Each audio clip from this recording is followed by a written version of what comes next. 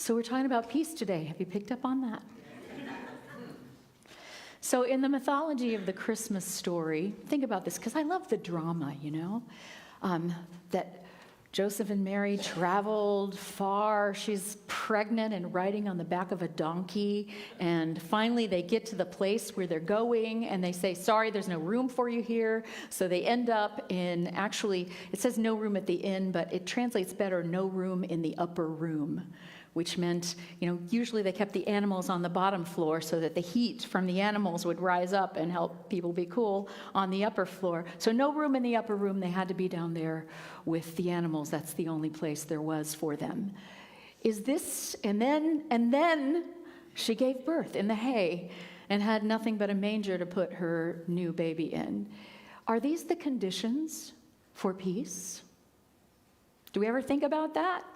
We talk about it on Christmas Eve, but that's not a very peaceful thing. I don't know if you've ever been pregnant or been around someone who was. Generally, that's not a peaceful thing. And in labor, there's no peace to be had.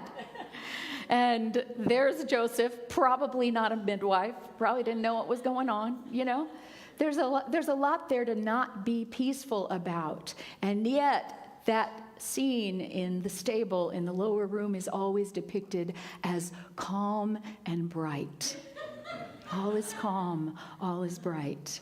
And I would suggest to you that maybe it was, but if it was, that's because they made that choice, not because conditions lined up to make it easy for them. So that's the question this week. Peace. Do you want it? Because if you want it and you make the choice for it, then you can have peace. If you wait around for the world to bring it to you, you will have it for nanoseconds every once in a while. And then be even more resentful when it goes away. Yeah.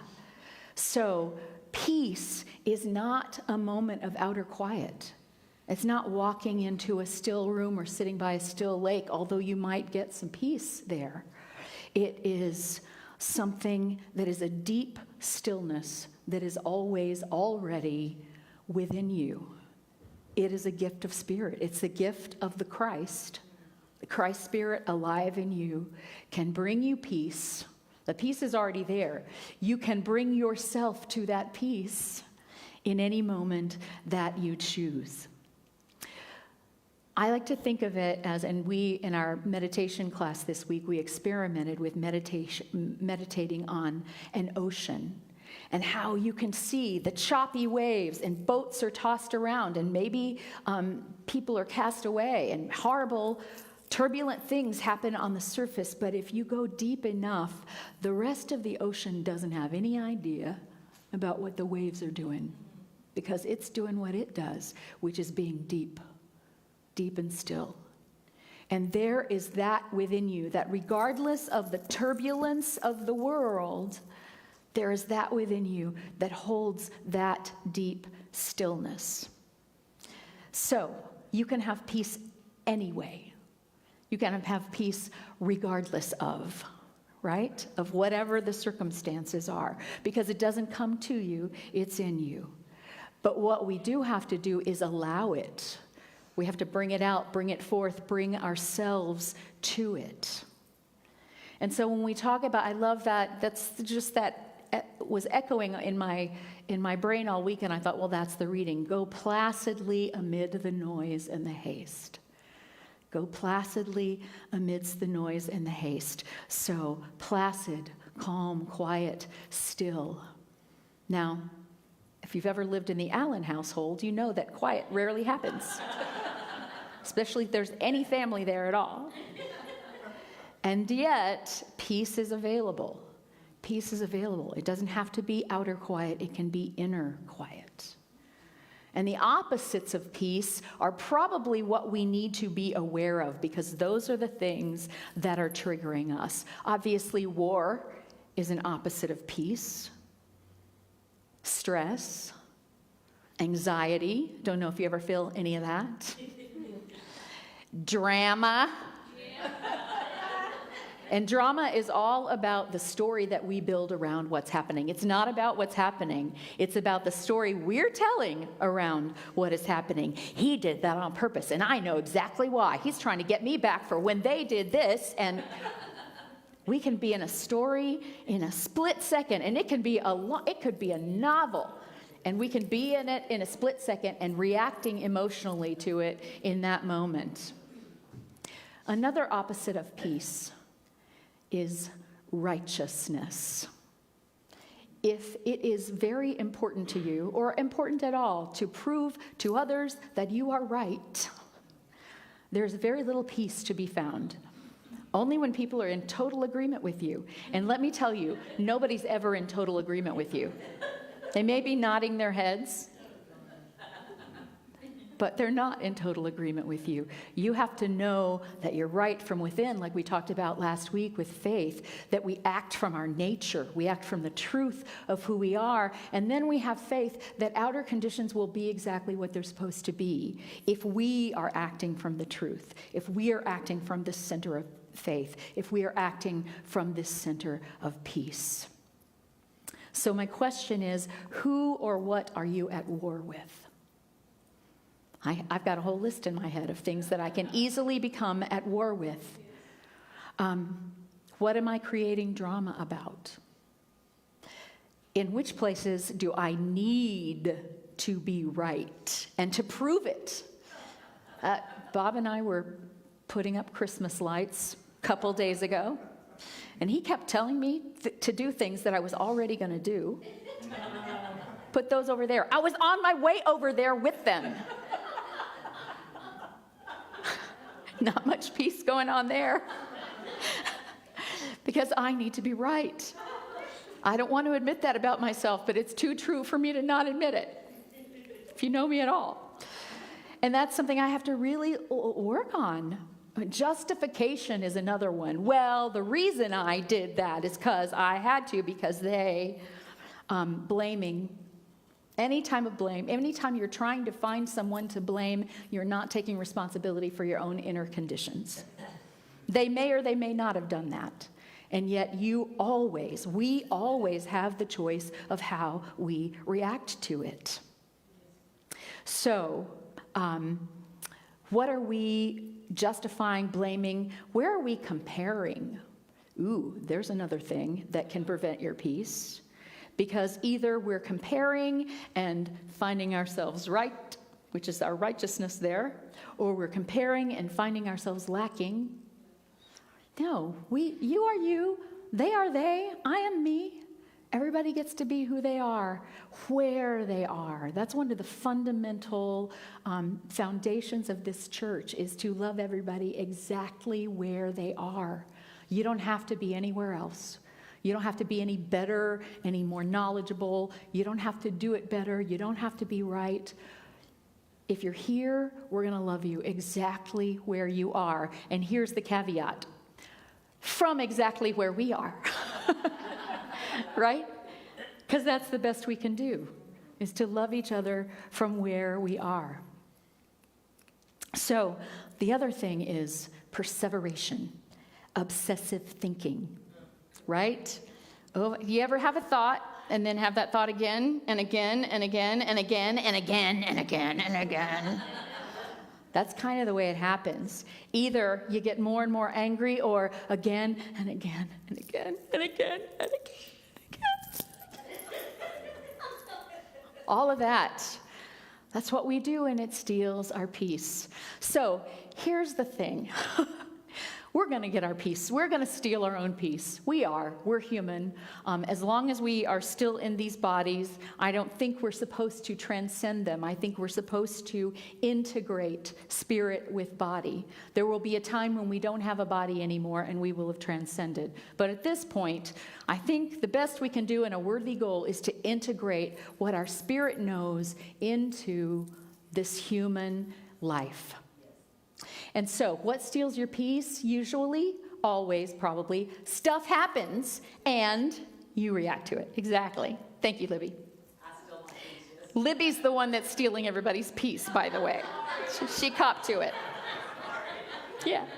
What steals What steals our peace? Stuff happens and then we react. So there is a Buddhist teaching called the 3 difficult practices I want to introduce you to. And that are the opportunity to choose a different perspective that would perhaps bring you peace instead of following down the road of the drama or the storyline or creating or participating in the war. The first one is watch for when you get hooked. There's always something that's going to hook you. Where are your hooks? My hooks are somebody telling me what to do. That's one of them, right? Especially when I was already going to do it. What are your hooks? In what ways are you hooking yourself? So the first difficult practice is actually to acknowledge that you get hooked. Acknowledge that you get hooked and acknowledge it when you get hooked. Ooh, the news is on. I am so hooked. I get to either follow down that path of hook with all of my habitual responses, which are what steal my peace, or I get to do something different. And let me say, the doing something different is the second difficult practice, and it's way more difficult than the first one, to do something different. But the beginning of doing something different is to pause. It's to just go, wait a minute, I'm hooked. Therefore, I have a choice. I can unhook. Nobody else hooked me. I hooked. I hooked onto whatever that was, and I can unhook. So 3 deep breaths is a really good way to pause, because 1 deep breath is not enough for me to truly pause. I can keep the momentum going after 1 deep breath, but 3 deep breaths, and it seems that I have paused. It might take you 10. Experiment with it. See what it is that you need, right? So hooking, noticing that I need somebody to blame. Noticing that, oh, here's what's happening. I don't like it. And whose fault is it? I need to find out. I'm hooked. The moment I can think something's happening and I don't like it, that's fine. The moment I go, whose fault is it? Even if I decide it's my own fault, the moment I start into blame, then I have lost my peace. And I am going down a road of habitual response, which is not going to lead me to a peaceful place. So the first one is to notice whatever that tightening is within your own belly that you know, you might have been ignoring it, but when you feel your teeth grit, when you feel your shoulders tighten, when you make a fist, when your belly tightens, when your heart goes, oh, that little thing that happens, start to notice. What am I hooking to? And can I pause for a minute before I do what I've always done? And after that pause, then we get to choose. Here's the deal. You don't have to choose some grand, I'm going to become Gandhi now sort of moment. You can choose, I'm not going to give this any food. Whatever this is, I can tell a story and I can nurture it. I can keep that story going and make it worse, usually. Or I can just go, I'm not feeding that story anymore. I'm just not going there.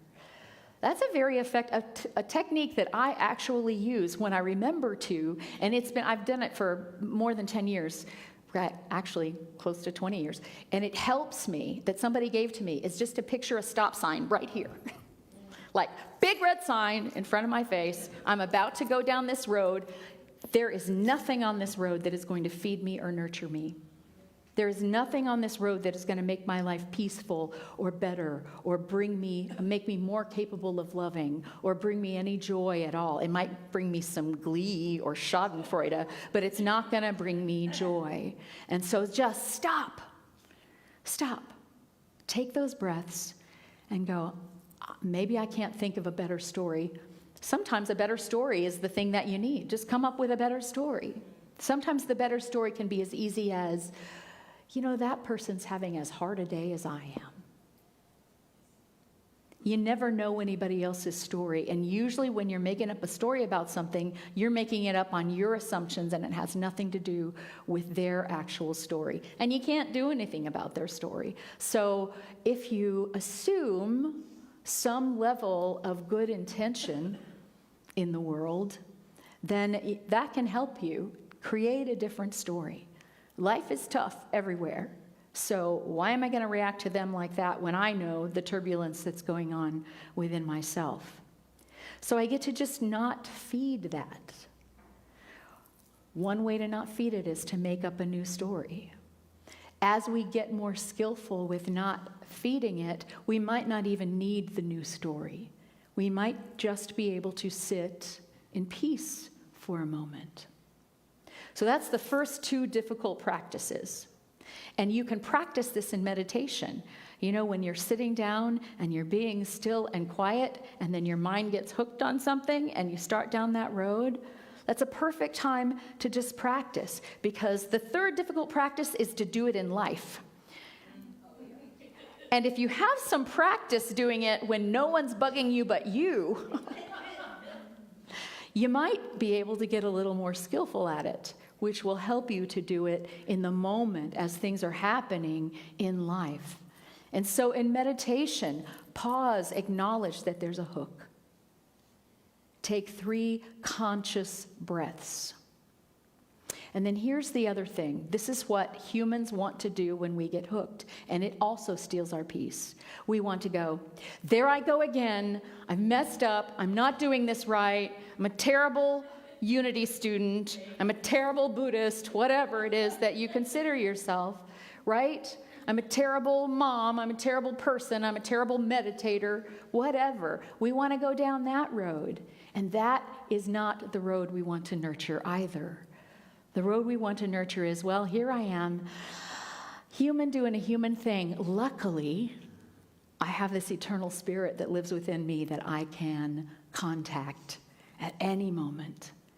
And one of the fastest ways to get in contact with my eternal spirit, with that heaven that is descending upon us, right? We're not talking about some place or some special dispensation of something out there, but this idea that we already know the truth of the love that we are, and it's already inside, and we have forgotten it for a moment.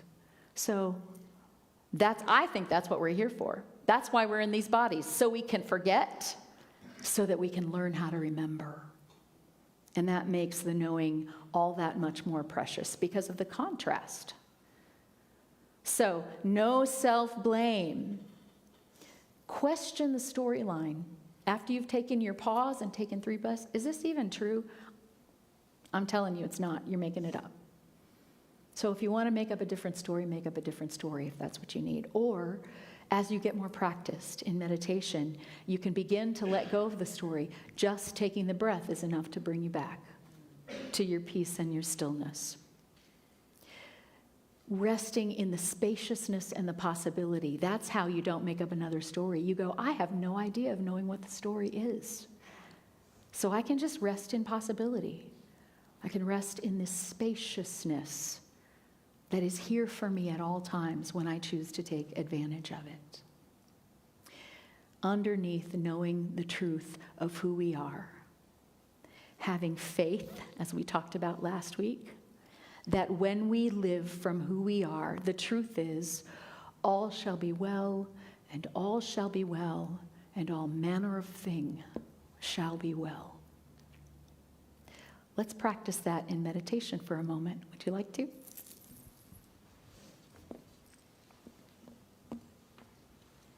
So let's just start with 3 breaths, shall we? I invite you to relax your body and breathe as deeply into your belly as you can.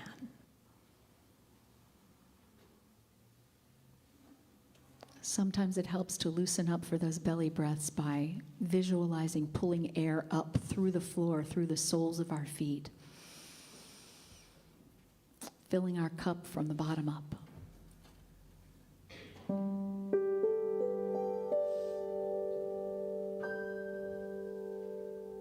And somewhere in those breaths,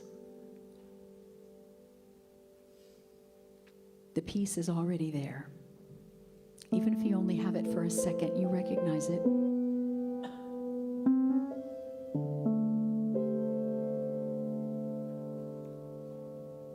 When you notice any place of peace inside your body. Breathe air into that place.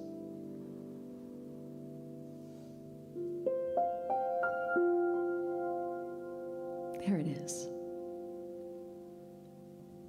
Likewise, if you notice any tension inside your body, breathe into that place of tension. Just intentionally, visually point your breath there.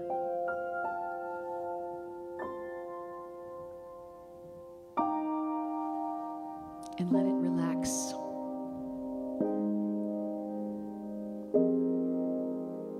Are your eyes tense? Is your jaw held tense? Relax your mouth. Relax your neck and your shoulders. Breathe.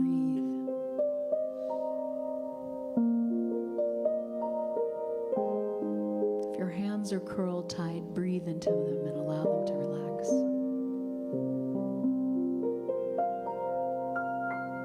Breathe deep into your belly.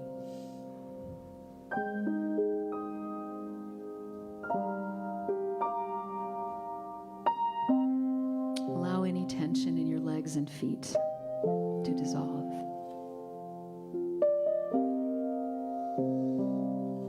If you have even an inkling of peace, that is the ocean, which is vast and deep and permanent and always there.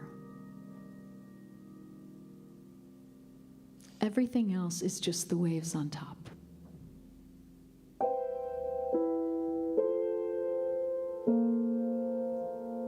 And as you sit, just breathing. If a thought comes,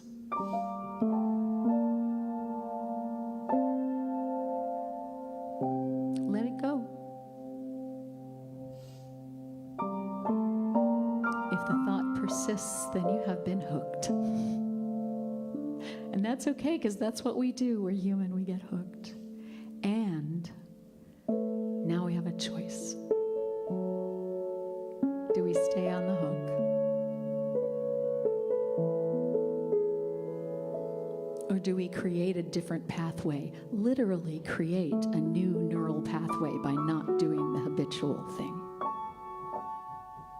of blaming or rehearsing or repeating or figuring out why. What if you were free from having to figure out why?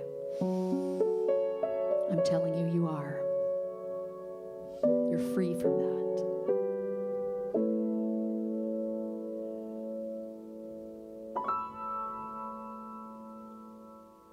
And as you begin to nurture that peace, that inkling of peace that you find within you,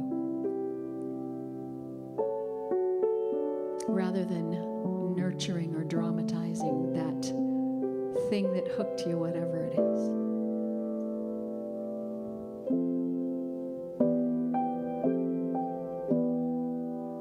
you've now racked up some practice in peacefulness.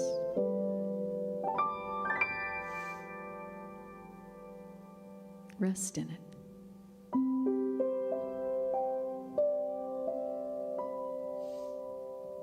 Know that it's always there.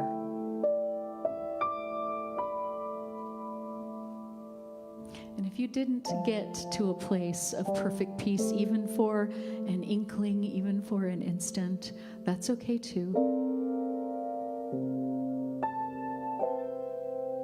There's no time or space to spirit. And lucky you, you're breathing every single day, all day long. There's no lack of opportunity to practice peace.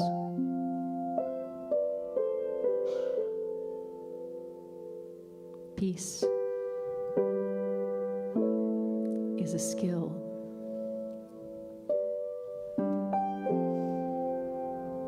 And like any other skill, it rests dormant within us until we take up a practice.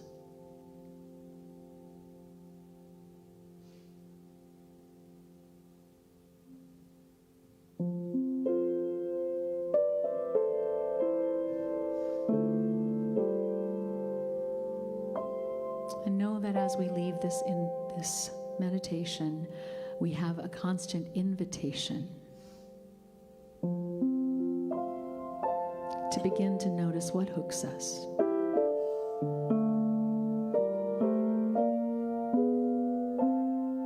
To breathe into it. To change the story, to not nurture the old habitual response. To do something new.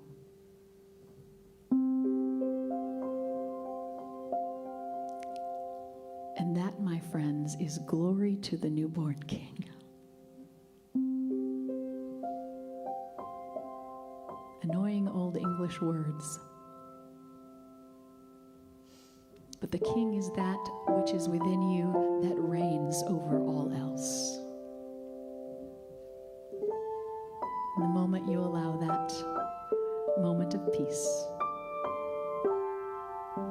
you are reborn, newly born. And the angels are singing.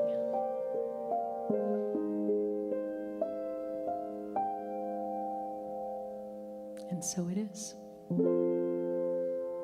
Amen.